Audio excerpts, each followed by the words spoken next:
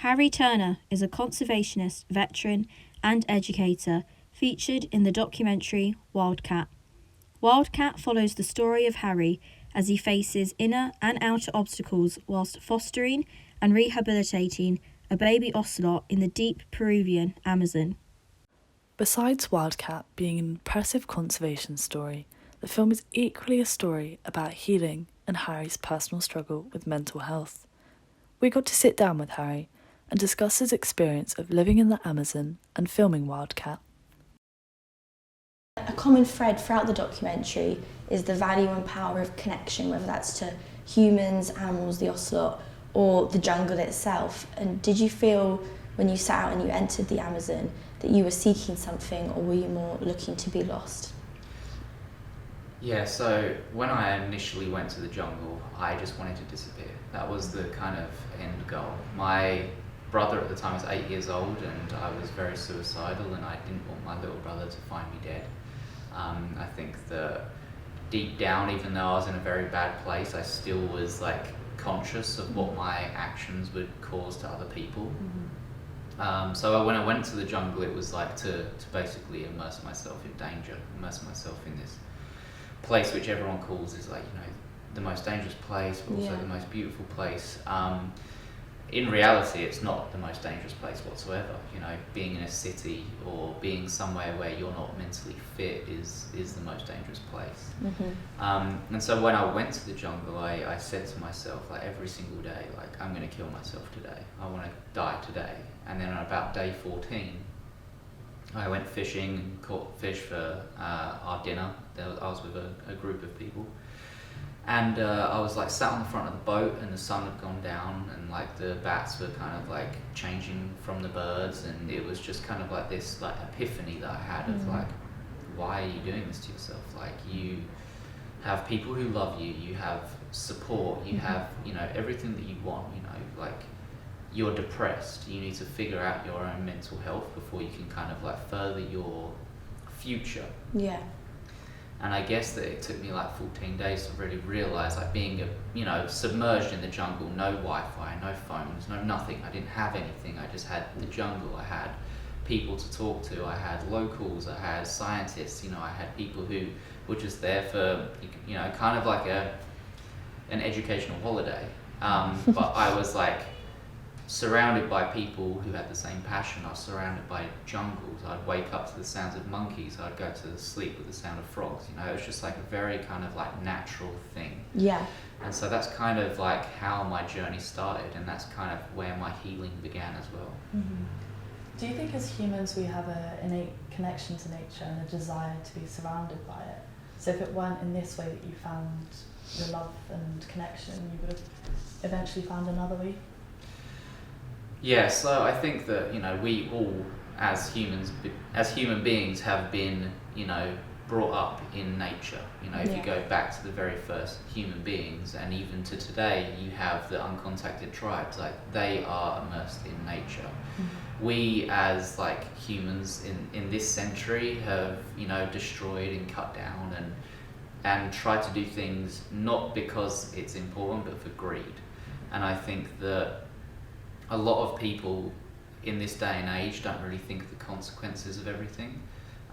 They think, oh, going out and walking my dog or going for a walk, you know, that's sufficient. But at the end of the day, it's not, you know, it's just kind of like a means to like an end. And it's kind of like a bridge in between your depression. Yeah. And I think that for me personally, I need to be in the jungle at least 3 or 4, well, in the jungle or in nature. You know, if I'm in the US with Lexi or something, you know, I'm going to be in nature, but it's not going to be the Amazon rainforest. But when I am in the Amazon rainforest, or, you know, something similar, if I'm not in it 3 or 4 times a week, I can feel myself getting depressed. I can feel myself kind of getting lazy.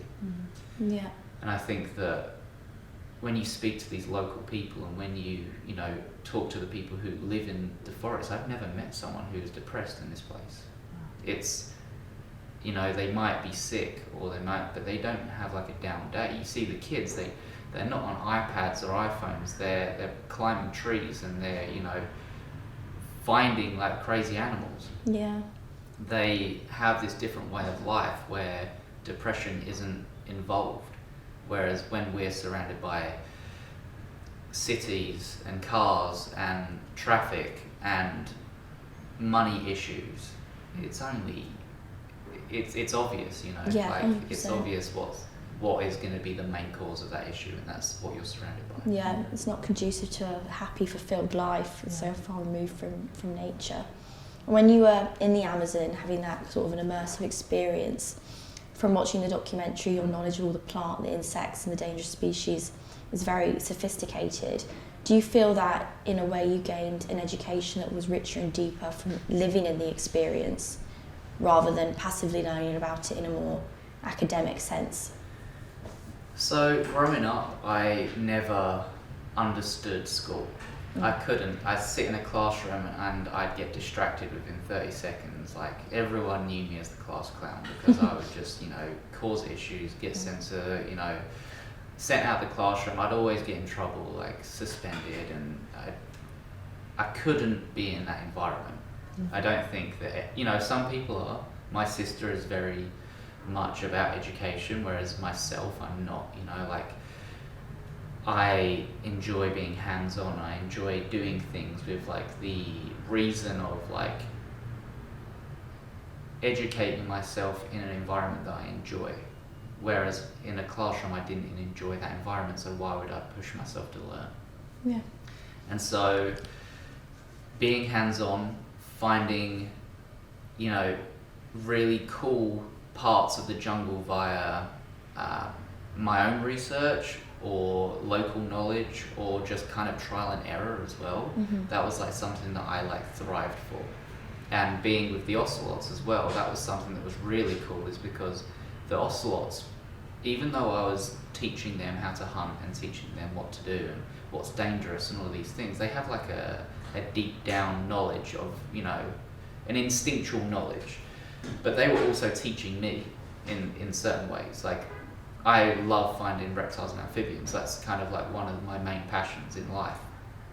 And doing this with the ocelots was incredible because they would find these animals that I was like unable to find. Yeah. And there would be nights where I would have like a coral snake in one hand and an ocelot in one hand because he's trying to get the coral snake and I'm like, no, like this is a cool coral snake, and like I'm just like battling between them. So I run over, throw the ocelot down, and I'm like run back, put the coral snake down, and I have to grab the ocelot, and you know.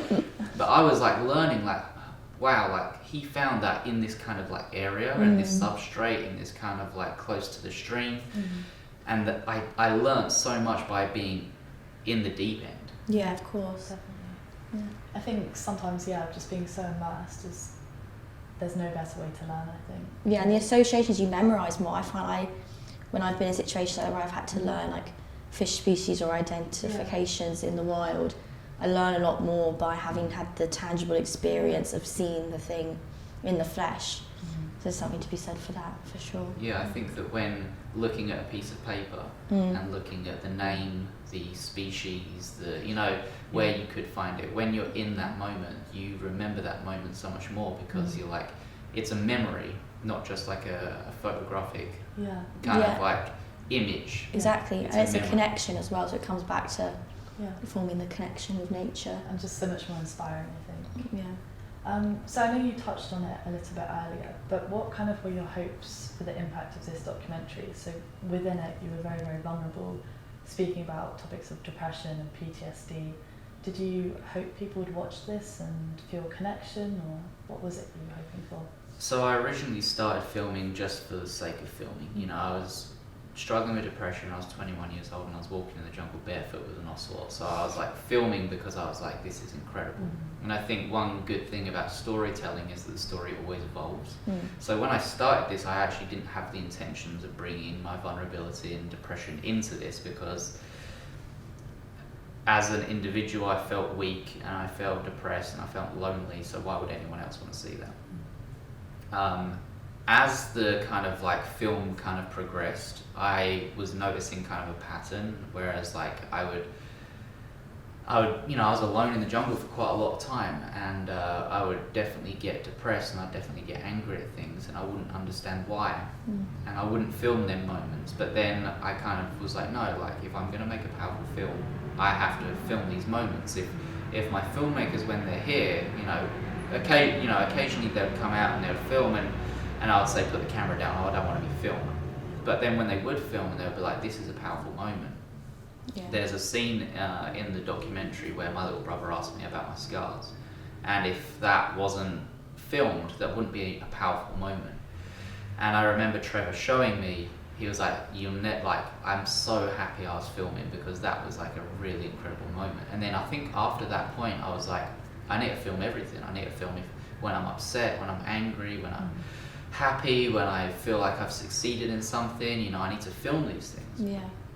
And then when you get all of the footage together, you can kind of see, like, it's like, okay, like, this is going to work how it is. Definitely.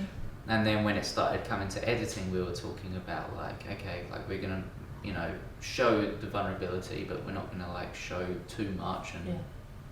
And at that point, it was like, no, this is really good, because this could potentially help people in the future who are struggling with depression. It's so important for people to see those moments on camera. I mean, I'd never seen a moment that raw and vulnerable, and I thought that was really powerful to have it shown. And because the conversation with your loved ones, people often don't see that. So I feel like as a guy, it's kind of like just put under the carpet. Some people are vulnerable on camera, but as like a young male who has come back from Afghanistan, that's hard. Especially for people to kind of like associate with and be like, oh, okay, open up. 100%. So it's just, I knew it had to be done, but at the same time it was kind of like scary at the same time. And then how was the adjustment coming back to normal life, and how do you try to connect to nature now? Or I guess you'll go back out there, so that helps with that, but it must have been quite a culture shock going from living in the jungle to being in England. Yeah, so when I left Keanu in 2019, I came back to England. I spent Christmas with my family. I got a few more tattoos. That was horrible. I'd been in the jungle for so long. I didn't need a watch anymore. I could tell the time by the sounds, and I could tell the time. But it was just like, it was hard. In the film Castaway, when he comes back after so long and he's like, I've got running water, that's so, I can relate to that, because I had to go down to the stream to get water, and I couldn't drink that water without getting sick, so I had to purify it. And a lot of people don't really understand when they watch the film or like kind of hear me talk, like how hard it was. But when I came back, I had all of these things that were very easy to get. I could go and get a glass of water from a tap and it would be easy.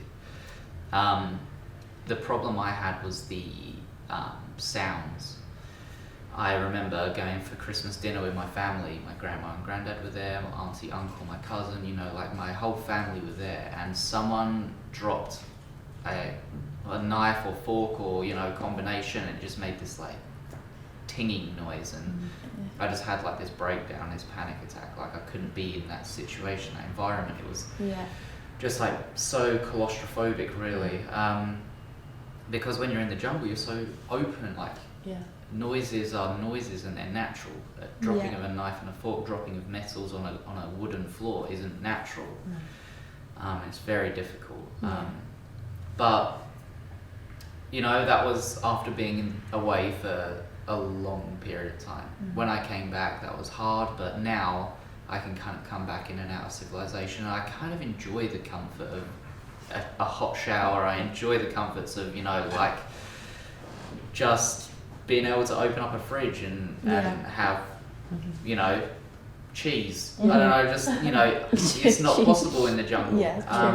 And so it's nice to have that kind of like the creature comforts. It's nice to have that, but I do enjoy obviously spend a lot of time in the jungle. I go forwards and backwards from the US to Ecuador quite a bit. I'm actually kind of looking at buying land at the minute. me and Lexi have just started up our non-profit Emerald Arch. That non-profit is not going to be kind of like confined to one country. It's going to kind of, you know, what is needed, you know, hopefully we'll have the funds so that we can then do it. But our first project is going to be buying land in the Ecuadorian Amazon. Wow. After the pandemic, there's been a lot of problems with logging and oil, and it's just been a very hard hit place. So we want to buy land in the Ecuadorian Amazon so that we can not just protect it and protect the wildlife in it, but also do scientific research as well. But we're also going to be doing a retreat for people struggling with PTSD, especially focusing on veterans, because we feel like if it took me 14 days to kind of see the light in a way, then why can't it, you know, help other veterans? And 22 veterans a day in the US alone kill themselves. That's not the UK, that's not any of the other, that's just 22 US veterans. And so if we can help, you know, even one of them people, then, you know, I feel that that would be, you know, an important, successful kind of thing for us to do and complete. So that's what we're going to be working on over the next few years.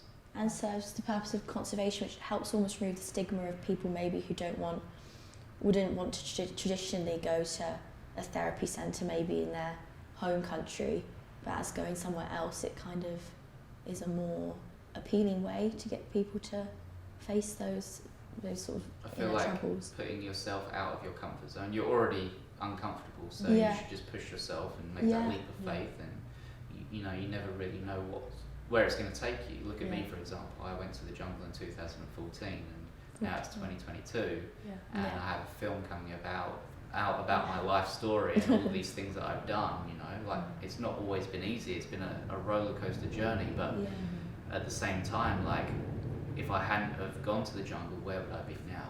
The answer is I probably would be dead. And so when I'm not, you know, in the jungles of South America, I'm usually out walking with our dog. And Lexi actually rescued that dog from Peru as well. So a little bit of jungle with us all the time. I love that so much. So thank you so much for coming in today and speaking to us about these topics. Thank you. Thank you so much. Yeah, thank you very much.